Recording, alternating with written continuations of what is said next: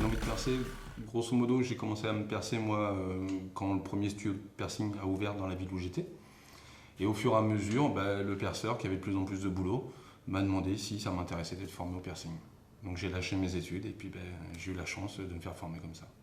Le milieu du piercing, on va dire, ça reste un petit peu à part, mais ça commence à de plus en plus devenir commun. On voit beaucoup de personnes qui ouvrent des salons de piercing ou des salons de tatouage qui sont plus dans cette espèce de marginalité qu'on pouvait trouver avant. Avant, quand tu vois un truc de tatouage, c'est pas pour être méchant, mais c'était souvent des gros bikers qui avaient fait 15 ans de tôle. Voilà. Maintenant, c'est vraiment tout le monde. Je suis pas biker, j'ai pas fait de tôle et j'ai quand même un studio de piercing. C'est un métier à part entière. C'est un métier dans le sens où on a des responsabilités par rapport aux clients, qu'il faut savoir faire de la compta, il faut savoir faire de l'accueil, de la stérilisation. C'est vraiment un métier à part entière. Connaître l'anatomie, rassurer les clients, connaître le suivi, connaître un petit peu la pharmacopée, un petit peu l'anatomie. Donc ouais, non, c'est un métier complet. Jusqu'à maintenant, on n'avait aucune contrainte. N'importe qui pouvait devenir perceur, se déclarer perceur ou tatoueur.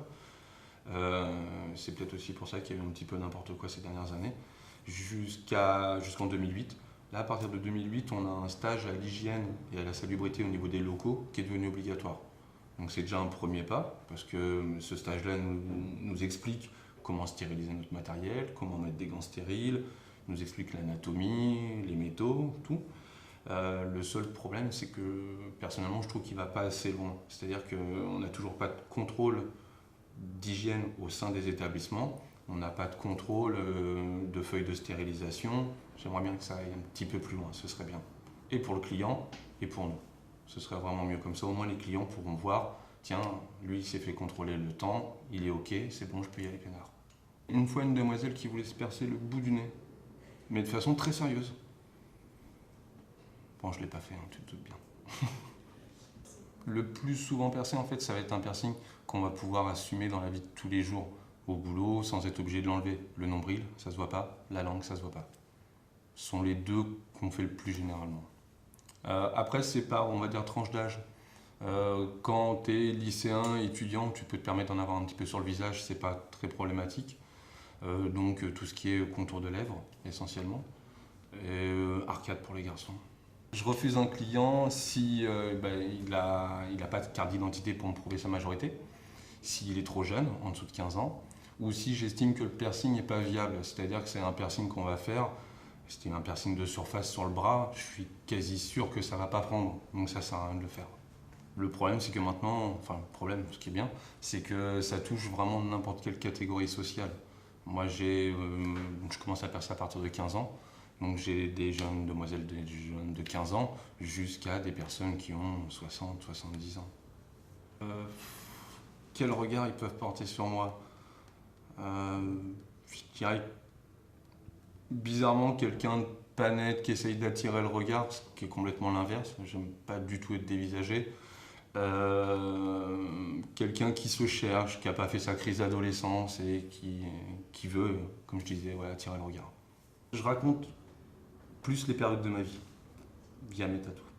Le corps, on va dire le corps nu, peut être une œuvre d'art quand tu commences à faire du bodybuilding, quand tu l'entretiens, quand tu essayes d'avoir quelque chose.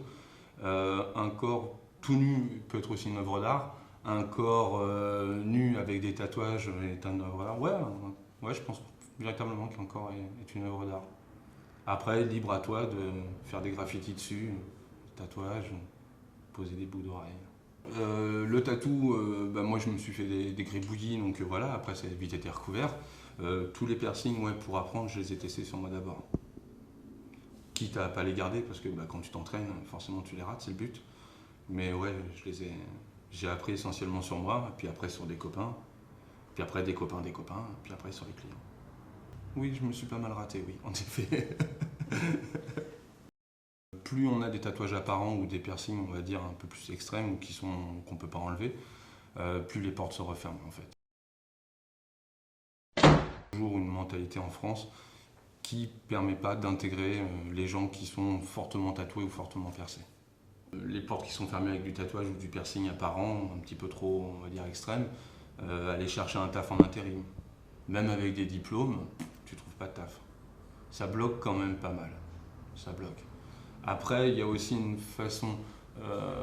Moi, je considère qu'il faut toujours faire quand même un premier pas. C'est-à-dire que tu ne vas pas chercher du travail avec plein de piercings. Tu mets des piercings un petit peu plus discrets, voire les cacher, les enlever. Après, une fois que tu es dans l'entreprise, tu montres que voilà, c'est pas parce que tu es percé que tu es plus con qu'un autre. Mais ouais, ça a encore du mal à bouger en France. Ça a vraiment de mal. Personne ne me regarde dans les yeux au premier abord. Ça dévisage comme ça. Au fur et à mesure de la discussion, les gens me regardent dans les yeux. Mais c'est vrai qu'au début, ouais, c'est un peu plus difficile pour les gens. Chose que je peux comprendre.